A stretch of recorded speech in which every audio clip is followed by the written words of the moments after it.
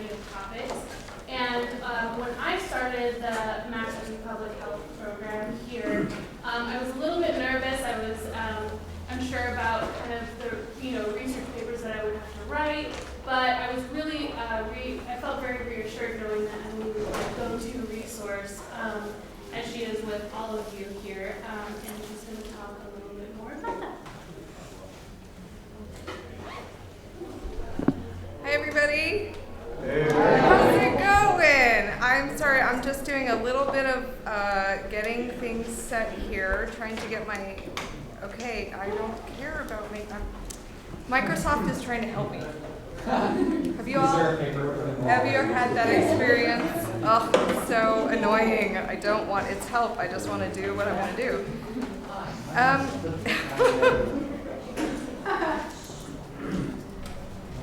Okay, so I am here today. See, now it wants to help me some more. I don't care. Okay. So I'm here today to kind of talk to all of you about the literature, partially because this is like an orientation, right? So you might not have something that you immediately need to do. So Dawn and I thought, Dr. Richardson and I thought that maybe we just talk about the literature a little bit, and it's more kind of conceptual thinking to get you kind of maybe jazzed up about what you're going to be doing in this longitudinal program. So I have some slides prepared for you. We're going to be doing some small group discussion and then reporting back out. We have an hour together. I really don't have any plans to talk about the PSU library with you today. You can always visit our website. You have my email address here. I am here to help you with anything that you may need throughout the course of your participation here and at PSU and at your other schools. So we'll be talking together again. So it's not like this is the only time you'll see me. We'll talk about more mechanics of using the library at another point throughout the program. Sound good? And also my style for presenting, the only reason I'm actually stuck right here is the microphone. I might actually move around in a bit. But please interrupt me at any time. I have no problem with that, and I'm happy for you to do that, okay? So thank you, Amisha. Where'd you go? For the introduction. Thank you for the introduction. So I am going to talk about a little bit about what is the literature, but I also before that want to tell you a little bit about myself, and I like to do it through pictures.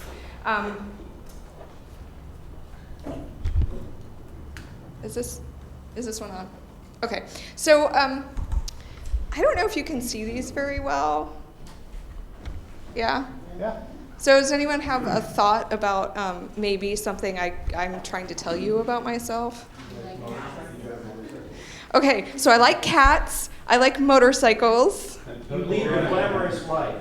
And what? And what? You lead the glamorous life. I lead a glamorous life. So most of those are yes. So those are definitely true. So what about that middle picture of Sheila E?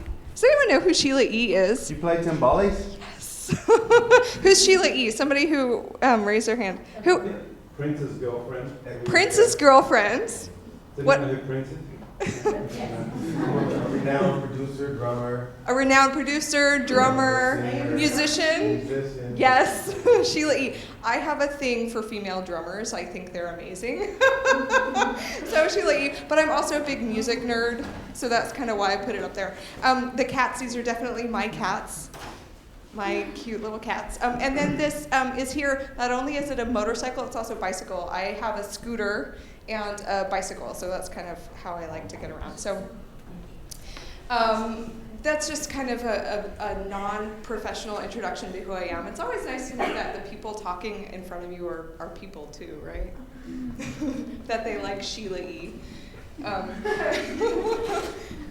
cats. So let's dive right in. Have any of you recently read or watched anything good about science? Yes. Well, I'm actually prepping an assignment, so I was in Science Daily today, dinking around. You were looking at something at Science Daily. Okay. What did you see? I listened to NPR Radio Lab. Oh my gosh, you listen to Radio Lab. Radio Lab is one of my favorite podcasts of all time. What did you with that? You watch documentaries on Netflix? The whole Cosmos series. The whole Cosmos, cool. I haven't watched that, I'll watch it. Did anyone else have something that they'd seen or read recently about science that was really cool? Yeah. TED Talks all the time. TED Talks. What else? Brain Science Podcast. Brain Science Podcast, I don't know that one. She reviews a lot of like science books and explains it to you and tells you to go read the books that she's reviewing. She has a lot of Cool. Well, I saw something recently and read something recently that I want to share with you that I thought was really cool. Are we down? Yeah? Okay. So, the rat's dilemma, and actually it's a 1-minute video, but while I'm doing this, I'm going to pass out, if you wouldn't mind, taking one and passing back of this article. And this is a precursor to our some small group work. So let's see if we can watch this video here.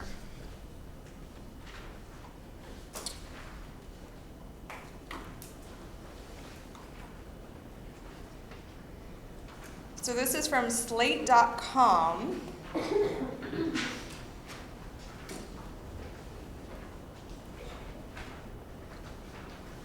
If it will load.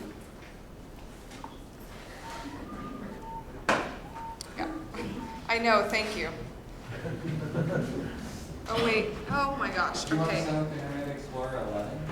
No, I don't want help at all.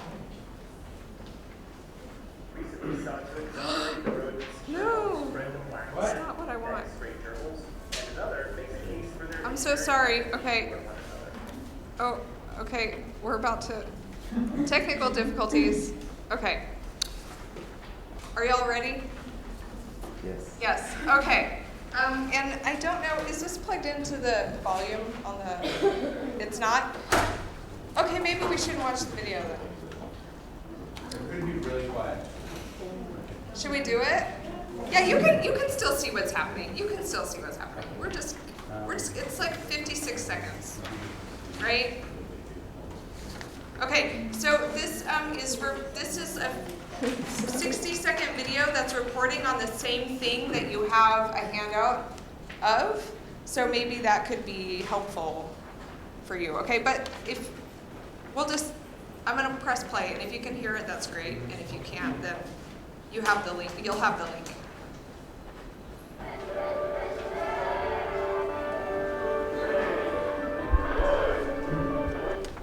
That's not what I wanted.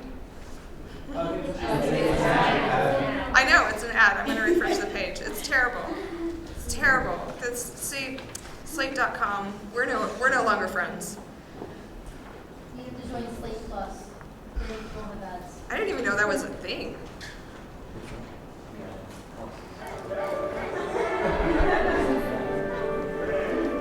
Okay.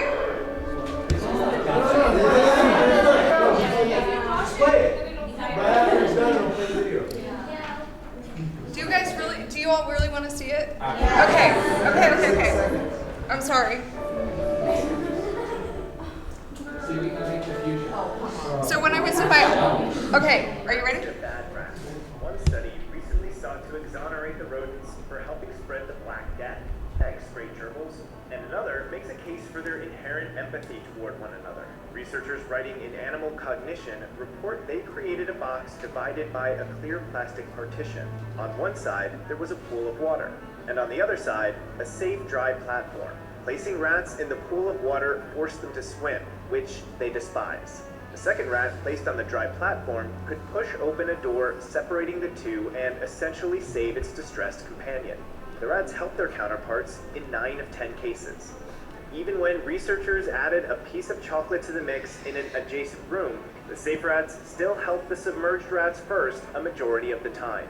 Researchers speculate the findings may demonstrate a kind of emotional empathy between the humble rats. Okay, so anyone who heard that, can someone give us a synopsis of what that was? Rats are awesome. Rats are awesome, yeah. We found that when given a choice conflict and moving a partition to help a friend who's in distress or a conspecific who's in distress, they were more often helping the conspecific. Right, so it was basically showing rats have empathy by saying you put your friend that's in water and wants to get out or a piece of chocolate, they're going to help their friend first. It also shows that they have more drive to just basically being the also. Right, so they have empathy towards other things, not just living. So I'm a rat enthusiast. I've had 5 pet rats in my life, and I have 2 problems with this study, and I have a feeling the researchers would tell me why. And this is just a little personal aside. 1, rats actually like to swim. A lot of them do. So that video was talking about how rats hate swimming. And 2, chocolate is poisonous for rats. So did they not choose the chocolate because they knew it would kill them? I don't think that's true, but anyway. So you have this article that I passed out to you all, and I thought that maybe you might take a few minutes to talk about the video and the article, so turn to a neighbor, and just kind of think about these questions. Who's responsible for writing the article or making the video? Who was the intended audience for that? And how would you find the original study based on what you've got there? Okay, so maybe take a minute to think to yourselves, and then if you want to work in pairs or groups of 3 or 4, that we'll have about 5 minutes to do that.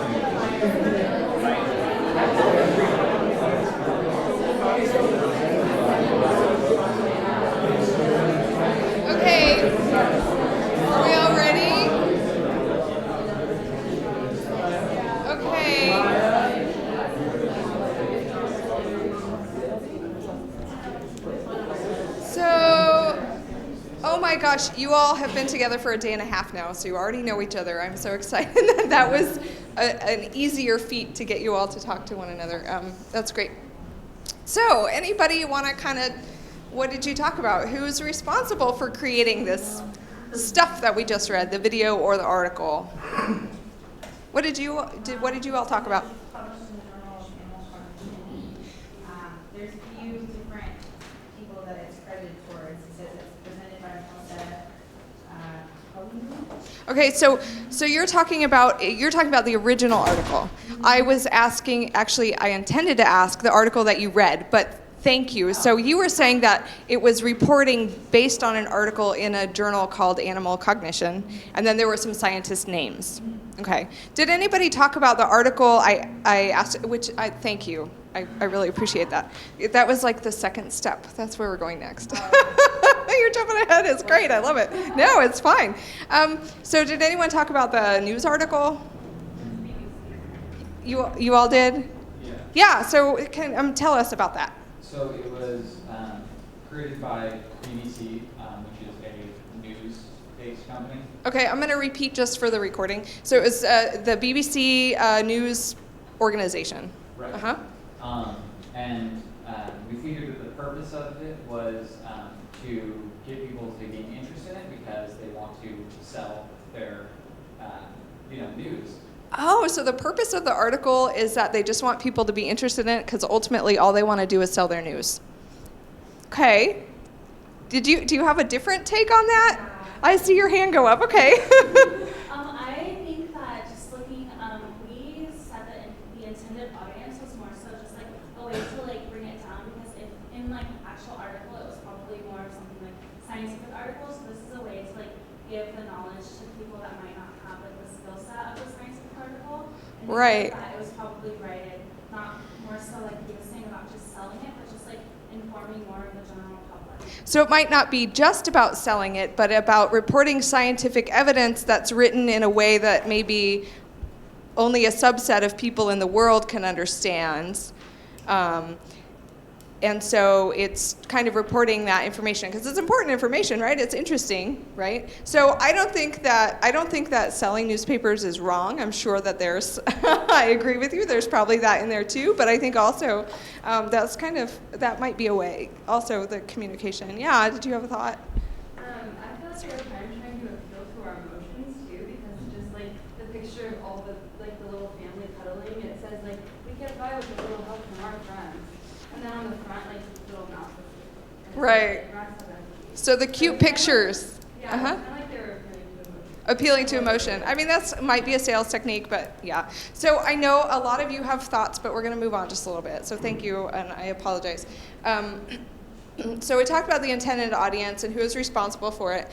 So the original study, so you all talked that you noticed it was published in, what was it? Animal Cognition. So did anyone talk about how they might go find that original study? Yes. Click the link.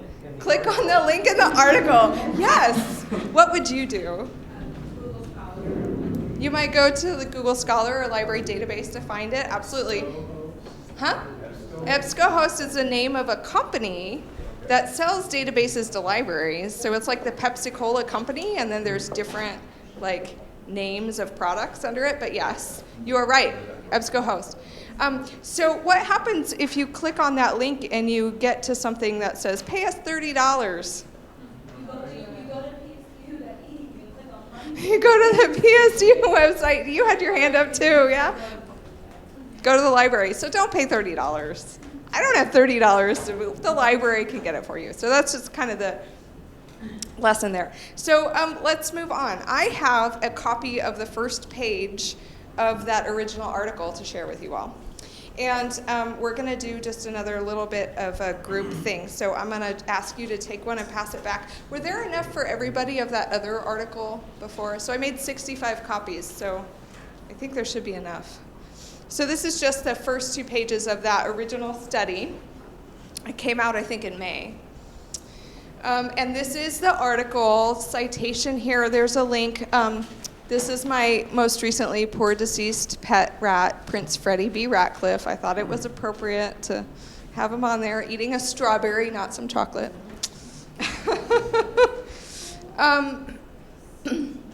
So these are the scientist names that you were mentioning before. So what I'd like for you to do with this article that I'm passing out, if you could just read the introduction, you don't have to read the abstract, but read the introduction. It's about 3 paragraphs. So on that first side and then continues on the second side. And then we'll talk a little bit more about that in small groups again. Sound good? And I'm sorry, I should have passed them out faster.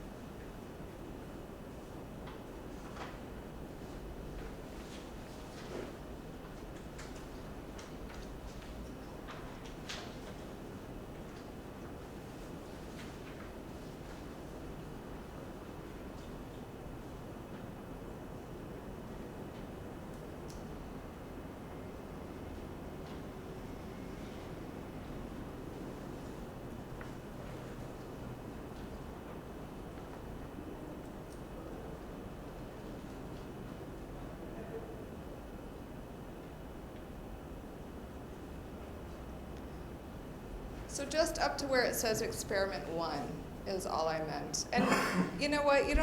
It's really dense, right? So when you're kind of done with that, and you don't have to have absorbed all of it either. I have to tell you, when I read that this morning, it was like in one ear and out the other. So, but I thought we could consider some of the same questions with just based on that introduction. So who's responsible for writing or creating that article? Who is the intended audience for that article? And then what led those people to do this particular study? So if you want to get in small groups and talk about that again.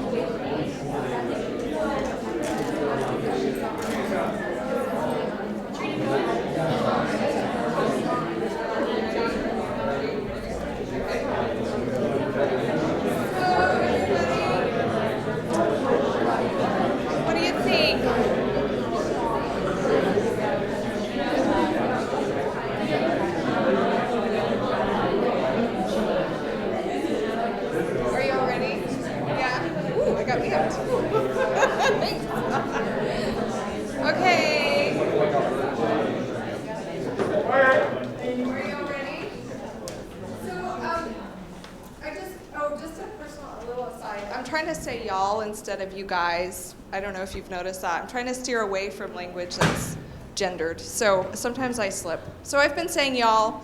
I grew up in Oklahoma. I feel like I can do that and not feel too bad about it. So that's why I'm saying that. So were there thoughts? So who is responsible for writing or creating this article? So a person. Who is that person? A researcher. Okay, so this is the reporting from a researcher, right? They could be students. department at a university. So it could be a researcher at a university or a student at a university, right? We could Google it and find out, yeah. So they have some sort of scientific authority, right? Yeah. So who's the intended audience for this particular research article? Yeah. The scientific community. Anyone else? Who's part of the scientific community? Well, this is published in the journal Animal Cognition, so probably other people that are researching animal cognition. So not just the scientific community, but maybe just the scientific community that cares about animal cognition, because that's the journal it was published in. Okay. So who comprises the scientific community? Peers and colleagues. I'm sorry, I heard something. Peers and colleagues. Beers? Peers. Peers. Not yet. Freudian slip. Not 5 o'clock yet. It's not 5 o'clock. Peers and colleagues. Peers and colleagues. Students? Yes. What was that? Yes. Students? Researchers? Yeah. Anyone with a desire to dig deeper than the BBC story, it could be anybody. Anyone with a desire to dig deeper than that BBC story might be interested in reading it. So is it exclusive? To a degree. To a degree. Who said that? Where is that coming from? Why? Well, Why do you say that? I'm somewhat biased in this because I taught an animal cognition class, but reading this, looking at who they cite has already changed the way I know the paper is going to unfold. They cite Franz de Waal, who tends to over-anthropomorphize. And if you hold a PhD in chemistry, you're a scientist, but you may read this from a completely different perspective. Okay, I'm going to try and unpack that for the recording. So, what question did I ask that you were responding to? It's in the regard that unless you have a background in this specific field, the logic they're building in their introduction can mean something totally different. Okay, I'm going to unpack that just for a minute. So because these researchers are very, very narrow in their field of research, they not only study animal cognition, they study animal cognition in rats, probably, and tie it to humans. They try to make the tie to humans, maybe at some point, possibly. But if a chemist were reading it, they wouldn't have the frame or understanding of that background theory, right? Yeah. Is that what you were trying to say? Yeah, and even within the field of animal cognition, knowledge about what kind of research other people do that they cite, that can color the way the paper actually takes shape. So it's like there's politics even within a narrow field of research. Yeah, and you don't know that unless you're in the field. So I can use my own field as an example. I am a librarian, and there are a lot of librarians. I'm a librarian who believes in critical. So we try and base things in critical theory, trying to uncover. It's like what I explain as like the social justice side of being a librarian. Like I don't want to count numbers. I don't want to say, oh, this was cited X number of times, therefore it's most important. I want to care about research and teaching and including everybody and trying to kind of create social justice through what I do versus just having a very scientific lens without that. So really, so I'm more qualitative over quantitative. So quantitative, accounting numbers, et cetera.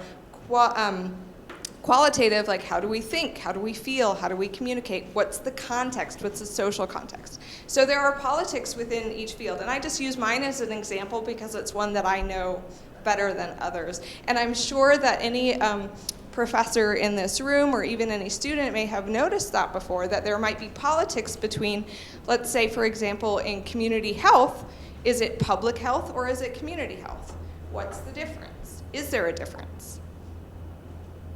I can probably point to at least one person who will say there is a difference, right? So the final question about this introduction to the article, did any of y'all talk about what led these researchers to do that particular study? Very tentative hand, yeah. Well, just they had seen previous research by another smaller researcher. And it piqued their interest, and so they decided to take it in this direction. So they read other research, and then what happened? They formulated their own idea, right? Thank you, whomever said that. because there was no answer to the question they were asking yet, right? So they were basing their questions on other people's findings, and then they were adding to their findings, right? So this article adds to the findings, adds to knowledge, right? So that part of the article, the introduction part, that's typically in an article. Does anyone know what that section of an article is? How people talk about that section of an article? Has anyone heard this before? The intro. Like the part where you find like lots of citations. There were lots of citations in there. Lots of parentheses, people's names, dates. Yeah. It's kind of usually where like you are showing like the work of it and whatnot, and how that's relatable to what you're gonna do. Mm-hmm. Right. It's how you set up your question. It's how you say, we wanted to study this because of this. We set up what other people have said. And there's an actual like term that people use to talk about this section of an article. Does anyone know what that is? Yeah. Like a background? The background, that's something that sometimes it's called an introduction, sometimes it's called backgrounds. I'm fishing for something in particular though. Yeah. Literature review. Have y'all heard that before? And you might have heard it and thought, now what? It's called the introduction. It's called the background. Sometimes at the beginning of articles, it says introduction or background or whatever, but you might hear in your course of study or as students or as scholars, you might hear people talking about the literature review. So that's just another word for what that was that y'all were reading. Okay? So I'm going to move on, unless anyone wants to interrupt with anything, which is always fine. Okay. So this kind of gets me to a point that I was trying to make, is that, and I think it was made, but this is, I think, a really succinct way to talk about it. Research is a conversation, right? So, but how and where does that conversation happen? Where does it happen? Where does this conversation of research happen? Yeah. Peer-reviewed articles. In peer-reviewed articles. Where else might it happen? Conferences. In this room, yes, thank you. It does. We could do this all day long, yeah. It happens within research itself, because you formulate an experiment, you do it, you write it up, you put it in a journal. Somebody else comes along, reads it, formulates their own ideas, and then responds with their own experiment. Right, so so it happens within the research itself. So like we were seeing in that literature review or introduction section, that article was a response to questions created by reading those other researchers, and then somebody else might be reading this article and come up with more questions. So there's a conversation that unfolds slowly, right? Because it's not F2F, face-to-face, right? I was trying to, like I would say in text. So it's not necessary, it can be face-to-face at conferences, but a lot of times it unravels in publishing articles, and there might be years between when those articles are published. I think you'll notice some of the citations in there, and that first one are from like 1988, is that true, the first one? 62? Okay, so we're still having a conversation about something that originated in 1962. That's not bad. It's just the kind of timeline that we get here with research conversation. So I thought about some places where some of this happens, right? So sometimes this conversation also happens in books. You'll see it in the news and TV. It's a little bit of a different conversation though, right? Because we talked about these audiences being for different areas. So this is my moment of full disclosure, that article about rats. Guess where I saw it? On Facebook. You guys know this, IFL Science? You know that? Do you follow that page? Yeah, that's where I saw it. But that's okay, right? So my question here, what kind of knowledge or information is not represented?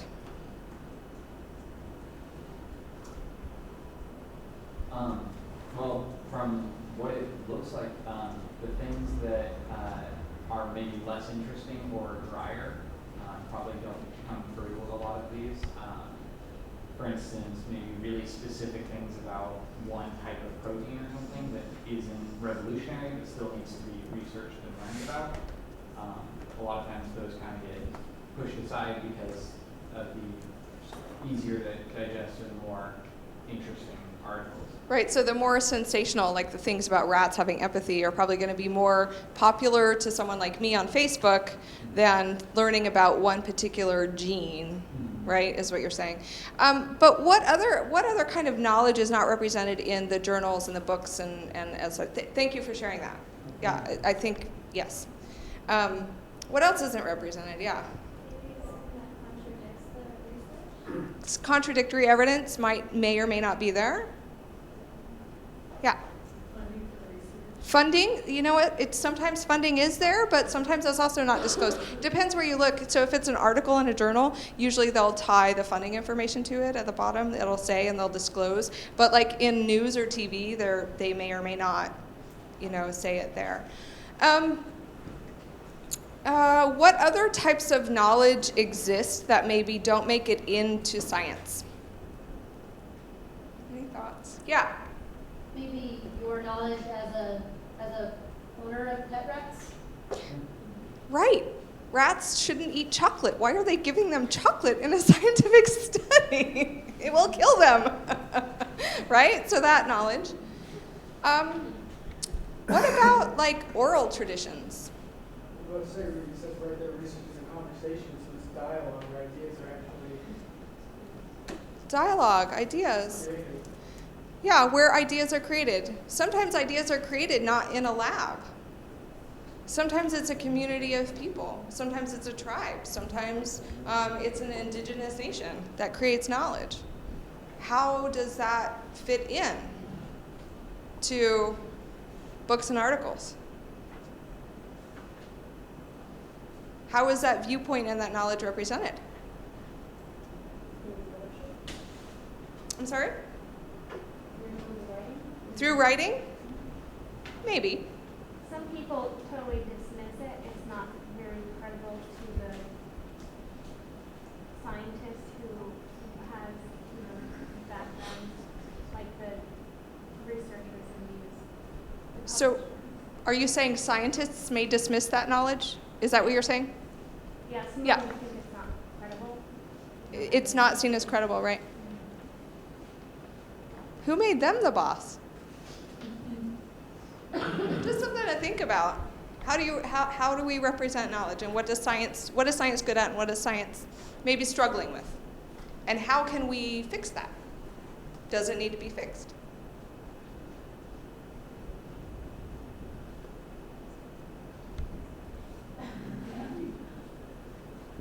Okay, so I just want to talk really briefly about the history of science conversations.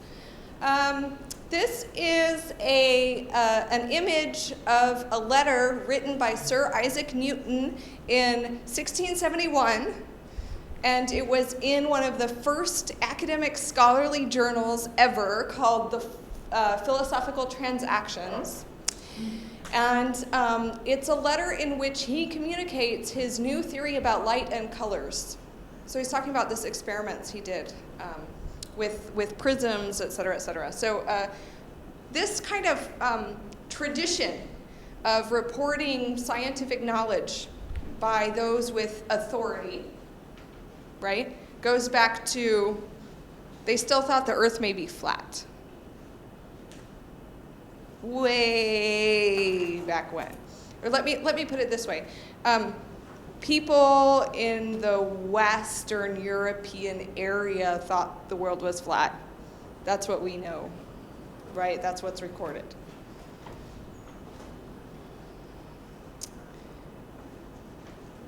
Does anyone know who is this person?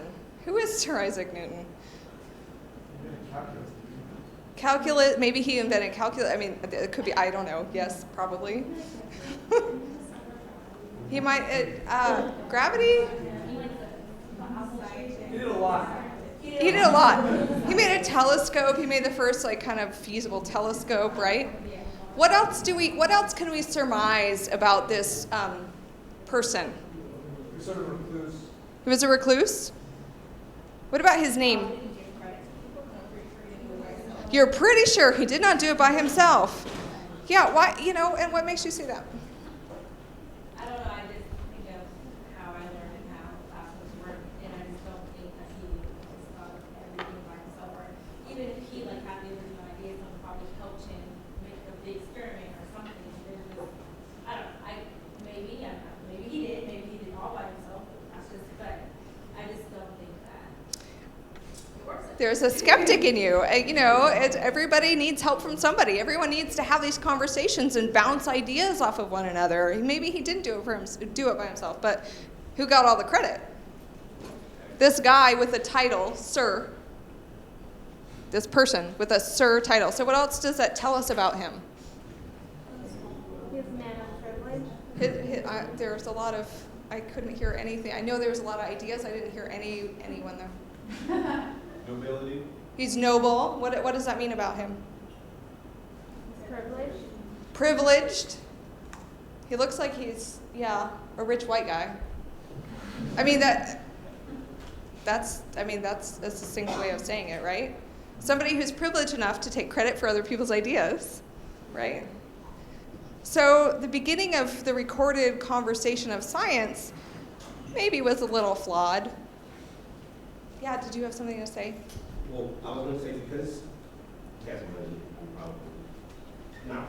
great education. He has money and an education. So other people that maybe had a different view or not popular but correct point of view probably were smothered in their voice compared to him who has the right connections and the money to push his idea. Which actually came up later. There's a lot of contributors to calculus, but everybody wants to do. Right. So people with dissenting ideas who did not necessarily have the social capital or the financial capital maybe were squelched in that conversation. But we know from history that there are other people who contributed to calculus. But this is the great noble Sir who gets a lot of the credit, at least in the popular historical kind of realm when we talk about it. Huh. Interesting. Right. So we think, we kind of answered these questions, right? How are we doing on time? Okay, we got about 10 minutes left. So I'd like for you to take a moment and just reflect. You're here in this room. Everyone is here. Everyone here is a scholar. How are you going to, at this moment now, contribute to the conversation? How are you going to try and contribute in the future? What perspective do you represent? What will you represent in the future? This is just a thinking time. We don't even have to talk about it, but do you want to take a few minutes and think about it, or?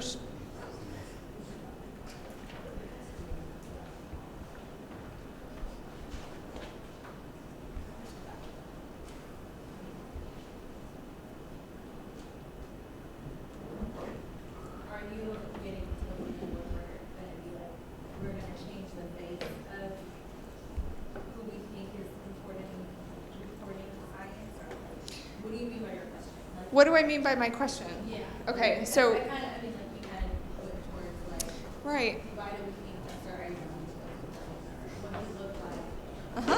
Yeah. I don't know. I haven't read any of his work. Did he mention the students or his college? I have to confess, I didn't read this letter. I confess. I don't know. I don't know if he mentioned. Right. Well, we can go back and read it. Yeah. Did he mention it? So what I'm getting at is.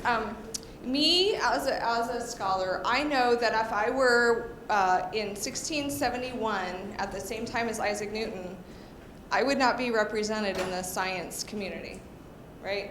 My family has at least, I don't know my family history back to the 1600s, but my family history is of, there are German Jewish immigrants on one side, right before no one could escape Germany. and they were business people in Germany, and they came to the States and they were very poor because they were immigrants. On the other side, tenant farmers from Louisiana, right? I would probably not have been involved in that conversation, not just because of the status of my family, but also because I'm a woman, right? So, I just think we've come a long way, but it's still, I guess the point that I'm trying to make is that there are still people left out, and how can we think about how to represent those other ideas?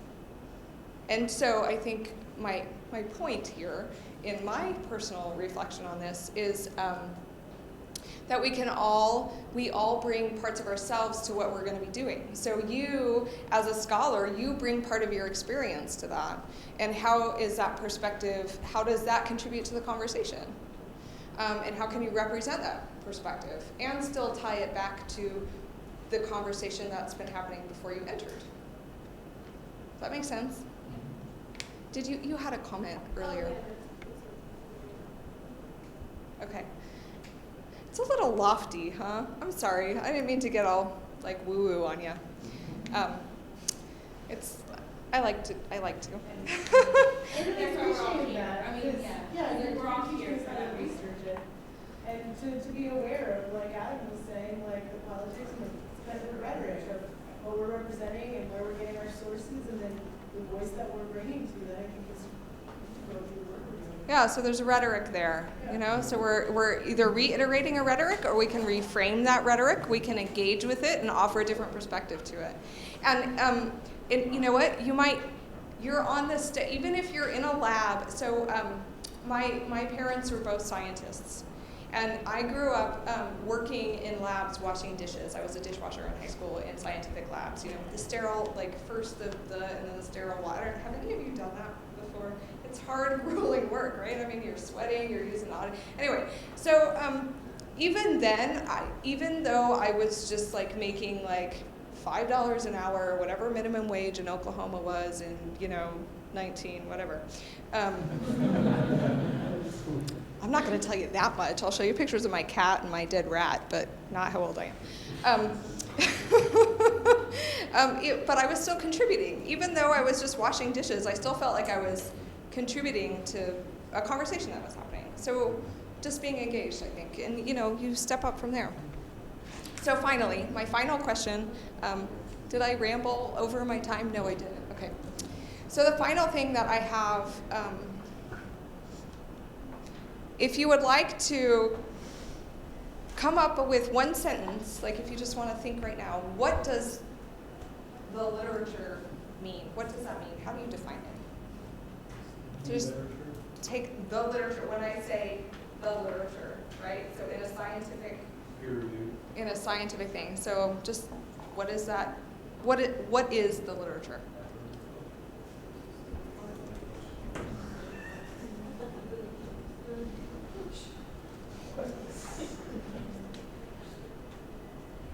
Okay, so I started these PowerPoint slides with something that said, what is the literature? So help me out. After listening to me talk and you all talk together, what is that one sentence?